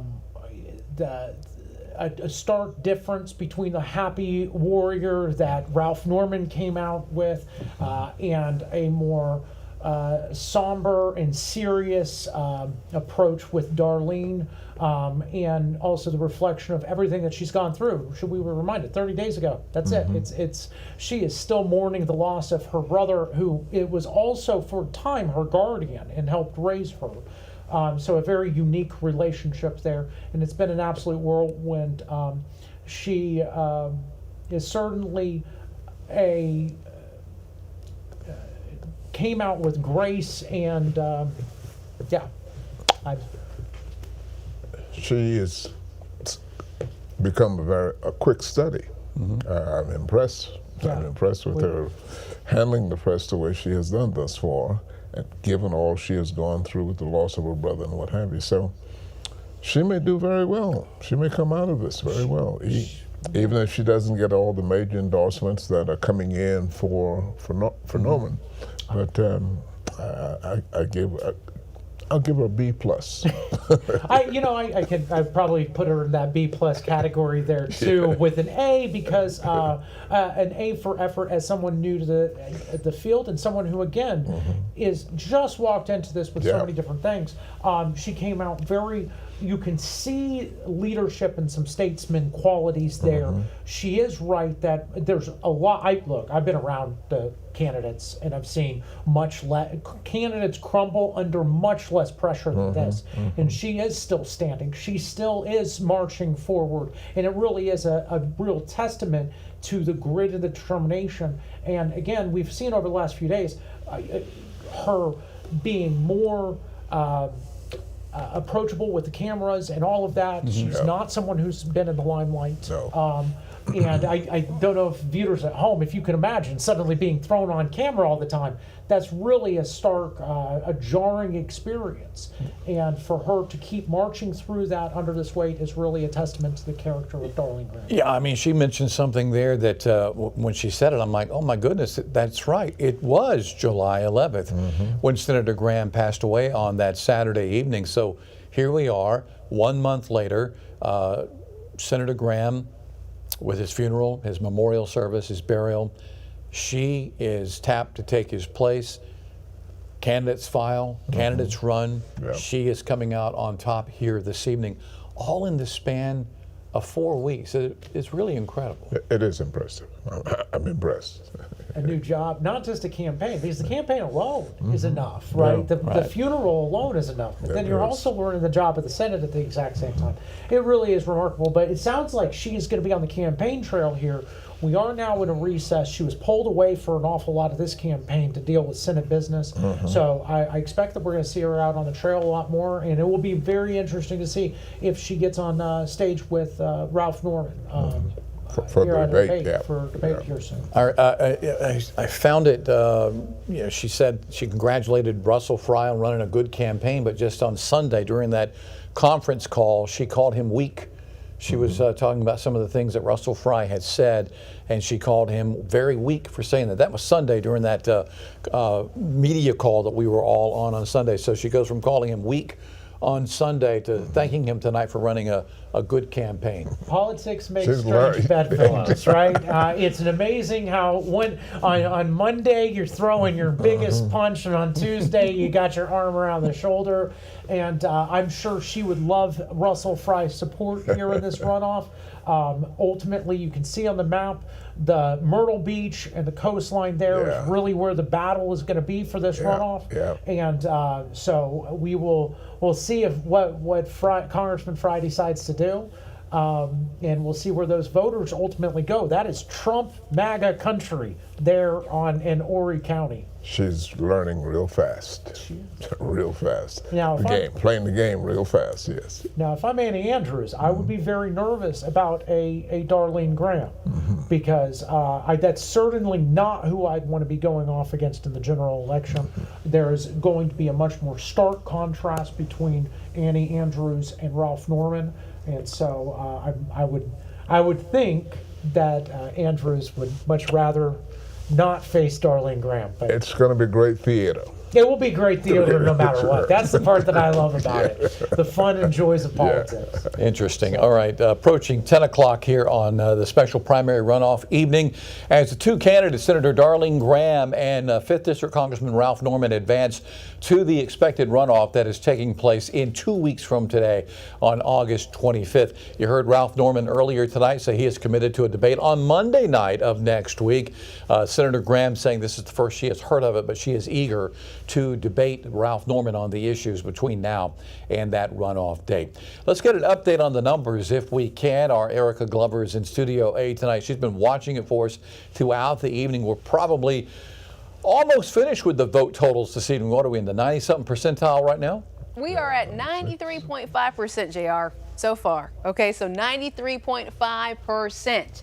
We just heard from Darlene Graham, who took to the podium, letting us know what she is thinking right now. And right now, I can tell you that number is 32.7%. And again, 93.5%. We're inching and inching closer and closer to 100% as the night continues on. Ralph Norman is behind here at 24.3%. And then you see Russell Fry at 19.8% and Mark Sanford, who we also heard from earlier tonight, at 15.1%.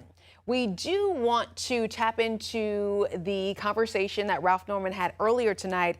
Go ahead and have a listen. Maybe you're just now joining us. Maybe you missed what he had to say. We're going to play that for you right now. So have a listen. Well, we did it. We did it.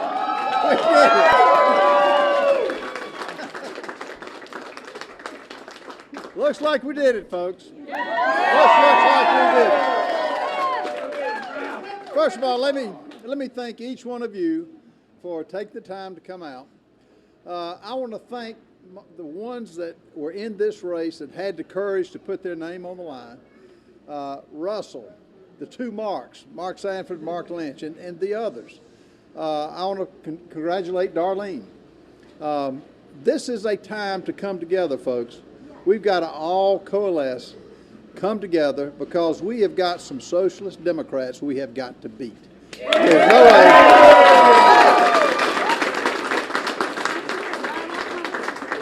The Democrat Party is not the party of the 60s and 70s and even 80s. This is a party that is intent on taking over this country. This is a party that's intent on taking over, having government take over everything. And folks, it's time for all of us to come together. I look forward to the next 2 weeks. I love campaigning. We're going to hit every part of the state and take our message. And, you know, this is all about faith, family, and freedom.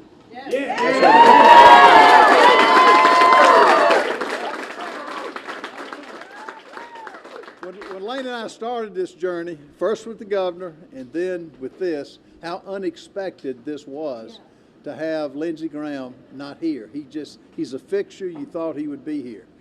And that being said, it was, when you looked at the landscape, it was a short time frame to put together a campaign.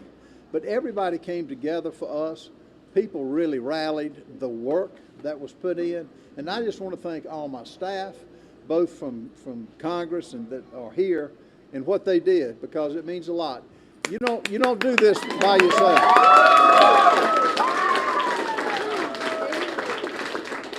So I'm excited for South Carolina. I'm excited for freedom. I'm excited to take another 2 weeks and just tell our message and go all over the state. It's so humbling to be here, and all of you play such a big part. So thank you for all your effort, your time, your tithe, your talent, and let's win this thing in a big way.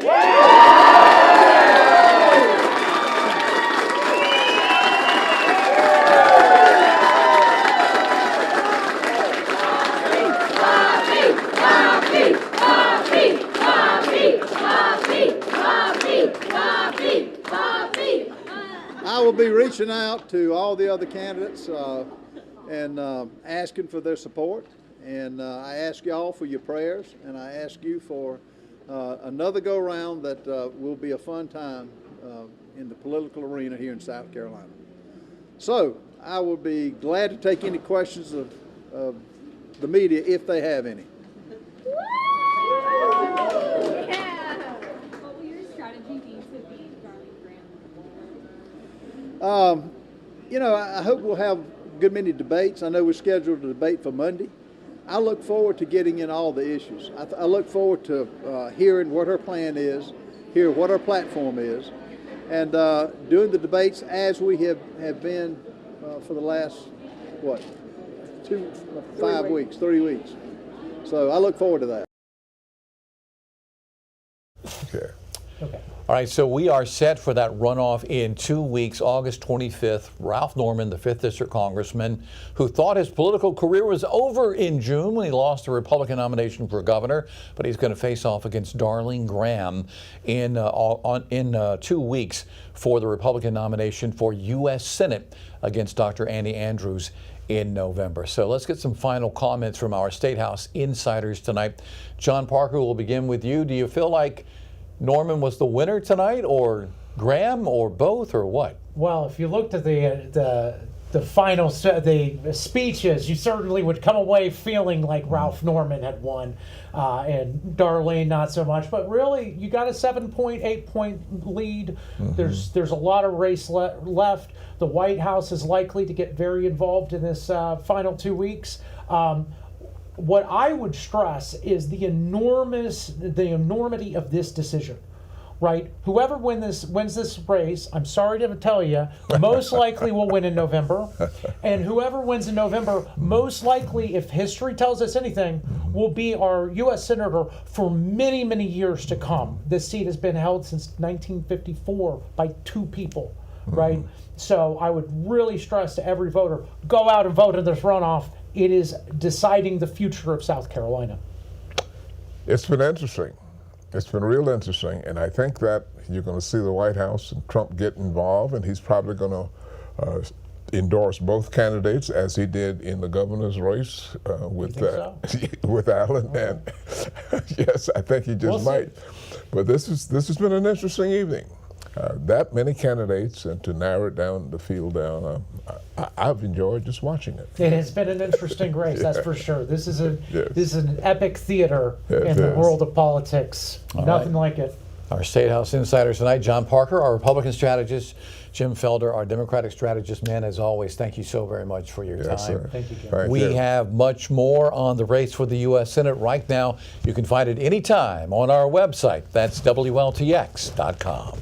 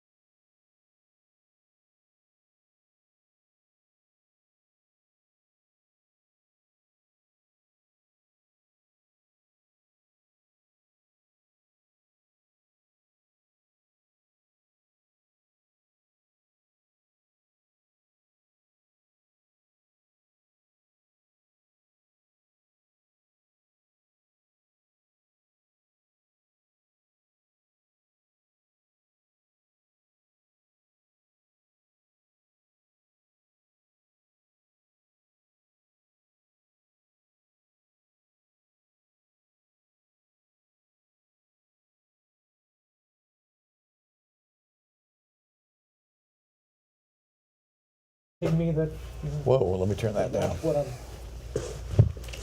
saying. I'm trying to decide if I should. How long is this going to be? If you can do each 30 seconds, it's fine. Yeah, so it's a short. It's short, yeah. Because I was thinking about bringing up a different point. We didn't talk about Katrina at all. No, if y'all could just do something really quick. You know, it wouldn't feel right to be in the Studio B and not bring up Katrina Shelley. Are you guys rolling, Brandon? Brandon. Of course, okay. She's on Johnson's team, right? Well, she was. He booted her for Darlene. When? Well, that's unofficial. But that's what. Well, actually, I guess she is still like introducing him and still on Johnson's team, even if he's not. She introduced him at the State House the other day. And the only reason Darlene was able to run, you know this, right? I heard that Darlene and Katrina are like this. Yeah. Well, you realize that the only reason she is able to be on the ballot is because of Katrina.